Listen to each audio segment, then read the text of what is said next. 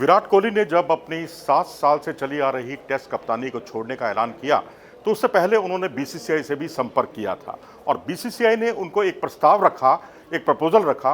वो ये था कि चिन्नास्वामी स्टेडियम, यानी बेंगलोर का जो चिन्नास्वामी स्टेडियम है, वहाँ पर श्रीलंका और भारत का जो टेस्ट मैच आयोजित किया जाना है, जो उनका 100वां टेस्ट मैच होगा, वहीं पर वो कप्तानी छोड़ने का ऐलान करें तो और भी अच्छा होगा। लेकिन विराट इस झांसे में नहीं आए, उन्होंने इसे झांसा ही माना और उन्होंने कहा कि एक टेस्ट से कोई फ़र्क नहीं पड़ता। यानी विराट जो सोच लेते हैं फिर वो किसी की नहीं सुनते, शायद अपनी भी नहीं सुनते। और यही वजह है कि उन्होंने बिल्कुल बीसीसीआई के इस प्रस्ताव को सिरे से खारिज कर दिया। बीसीसीआई की ओर से किसने प्रस्ताव रखा था, ये अभी तक इस बात का खुलासा नहीं हुआ है, लेकिन बीसीसीआई के किसी भी ऐसे पेशकश को उन्होंने बिल्कुल हाशिए पे धकेल दिया। अब यहाँ पर इस वीडियो में हम ये भी चर्चा करेंगे कि तमाम जो पुराने खिलाड़ी रहे हैं जिन्होंने भारत का प्रतिनिधित्व किया, उन्होंने क्या कहा है विराट कोहली के बारे में, और उसका हम विश्लेषण भी साथ साथ करेंगे। गौतम गंभीर, जो कि भारतीय क्रिकेट टीम के सलामी बल्लेबाज रहे और कमेंटेटर की भूमिका में भी वो रहे हैं, काफ़ी एक्टिव, और इस टेस्ट मैच की जो इस सीरीज़ की उन्होंने कमेंट्री भी की है स्टार स्पोर्ट्स के लिए। उनका बहुत ही साफ तौर पर कहना है कि कप्तानी करना किसी का भी जन्मसिद्ध अधिकार नहीं है और अब उनको अपनी बल्लेबाजी पर पूरी तरह से फोकस करना चाहिए। बिल्कुल सही कहा है उन्होंने, क्योंकि कोई भी खिलाड़ी हर एक उसका सपना होता है भारतीय टीम की ओर से खेलना, और यदि वो कप्तान बनता है तो वो तो फिर सोने पे सुहागा है। लेकिन कप्तानी वाकई किसी का जन्मसिद्ध अधिकार नहीं है। अगर वो कप्तानी छोड़ता है तो इसका मतलब ये है कि वो अपनी बल्लेबाजी पर, यानी अपने खेल पर पूरी तरह से कंसंट्रेट करना चाहता है। और वैसे भी विराट कोहली का प्रदर्शन पिछले 2 वर्षों में उनकी ख्याति के अनुकूल नहीं रहा है जितना उन्होंने उससे पहले रन बनाए हैं, और यहाँ पर वो रनों के लिए उन्हें थोड़ा सा जूझना भी पड़ा है। हालांकि उन्हें आउट ऑफ फॉर्म नहीं कहा जा सकता, क्योंकि उन्होंने कुछ एक पारियां अच्छी खेली, अच्छी शुरुआत की, लेकिन उसे बहुत बड़े स्कोर में तब्दील नहीं कर पाए। और विराट जैसे स्टेटस के खिलाड़ी से हर कोई सेंचुरी की उम्मीद करता है और हर कोई यही सोचता है कि अब उन्हें इतने टेस्ट मैच हो गए, उन्होंने सेंचुरी नहीं की, अब उनके टेस्ट की संख्या इतनी हो गई, अब उन्होंने सेंचुरी पूरी नहीं की। तो ये कुछ एक सवाल हैं जो बहुत ही बुनियादी सवाल हैं। इसके अलावा अगर हम देखें, संजय मांजरेकर का बहुत ही साफ तौर पर कहना है कि उन्होंने कप्तानी इसलिए छोड़ी क्योंकि अब वो बहुत कंफर्ट जोन में नहीं रह गए थे। ये बात भी काफ़ी हद तक दमदार है, क्योंकि जब तक रवि शास्त्री टीम की अगुवाई कर रहे थे, यानी बतौर कोच, जब वो कोच थे तो विराट कोहली काफ़ी सहज महसूस कर रहे थे।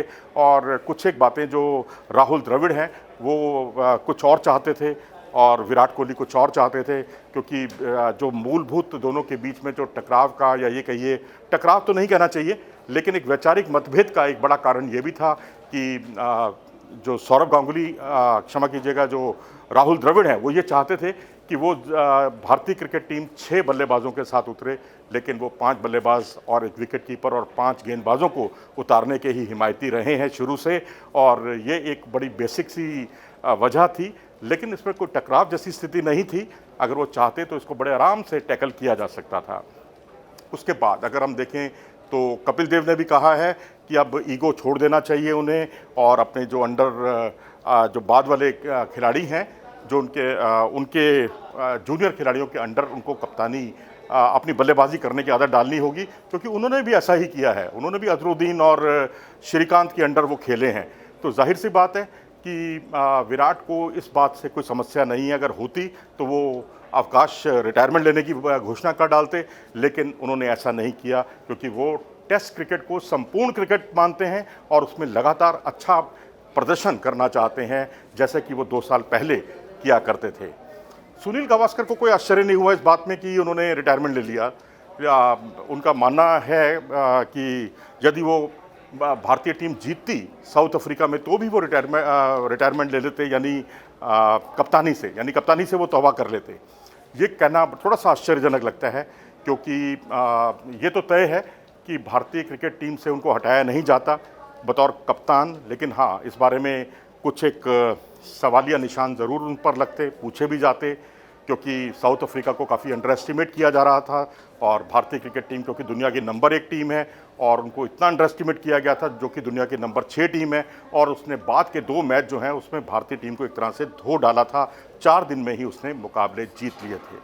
तो आपको याद होगा, महेंद्र सिंह धोनी भी विदेश में कोई बहुत ज़्यादा कामयाब नहीं रहे हैं। वेस्ट इंडीज़ या न्यूजीलैंड की एक सीरीज़ को छोड़ दें आप, तो कई बार ऐसा देखने में आया, एक मौके पर 0-4 से हारे थे इंग्लैंड में जाकर, ऑस्ट्रेलिया के खिलाफ भी 0-3 से हारे, एक मैच में वो खेले नहीं, और इंग्लैंड के खिलाफ एक अन्य दौरा भी उनका बहुत अच्छा नहीं गया था।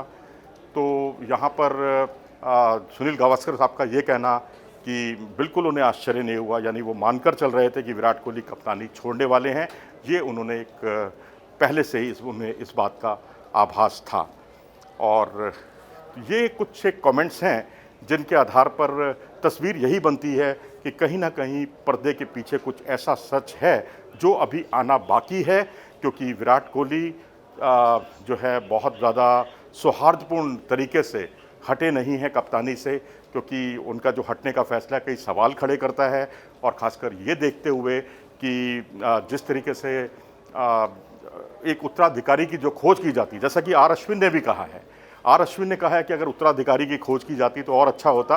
तो जाहिर सी बात है कि अगर एक उत्तराधिकारी, क्योंकि जब धोनी हटे थे तो विराट कोहली आ गए थे, जब सौरभ हटे थे तो महेंद्र सिंह धोनी आ गए थे, तो धोनी के हटने पर विराट कोहली आए। तो अब जाहिर सी बात है कि यदि आगे का आप नहीं सोचते या आगे का कोई सुरक्षित हाथों में भारतीय क्रिकेट टीम का भविष्य अगर नहीं आता है, तो ये एक चिंता की बात है, क्योंकि आप लंबे समय से भारतीय क्रिकेट टीम के साथ जुड़े हुए हैं बतौर कप्तान। सबसे ज़्यादा मैचों की आपने अगुवाई की, सबसे ज़्यादा मैच भारत को जिताए अपनी कप्तानी में, और ऐसी स्थिति में अब कौन उत्तराधिकारी उनका बनेगा टेस्ट क्रिकेट में, उस पर कई सवाल लगे हुए हैं। बेशक रोहित शर्मा उसमें आगे आए, लेकिन रोहित शर्मा की फिटनेस सबसे बड़ा एक सवालिया निशान लगता है कि वो कितना टीम में रेगुलर जगह बना पाते हैं, क्योंकि कई दौरे उनकी इसी फिटनेस की वजह से प्रभावित हुए हैं। उसके अलावा आर अश्विन, जो कि रेगुलर टीम के सदस्य नहीं रह पाते विदेशी दौरों में। जसप्रीत बुमराह भारतीय दौरों पर बहुत सफल, बहुत उनको रेगुलर जगह नहीं मिलती। महज 2 मैच वो अभी तक के पूरे करियर में खेले हैं भारतीय ज़मीं पर। एक ऋषभ पंत हैं और एक केएल राहुल हैं। इन पर अगले कुछ दिनों में विचार किया जाएगा और इस पर कोई सहमति बीसीसीआई की ओर से लगना तय है अगले कुछ दिनों में, क्योंकि श्रीलंका की टीम भारत आ रही है टेस्ट क्रिकेट खेलने के लिए, और 25 फरवरी को पहला टेस्ट मैच खेला जाएगा बेंगलुरु के चिन्नास्वामी स्टेडियम में। आप क्या सोचते हैं इस बारे में? अपनी राय से हमें अवगत ज़रूर कराएं, और अगर आपको ये वीडियो पसंद आया हो तो इसे लाइक करें और हमारे चैनल को सब्सक्राइब भी करें। नमस्कार।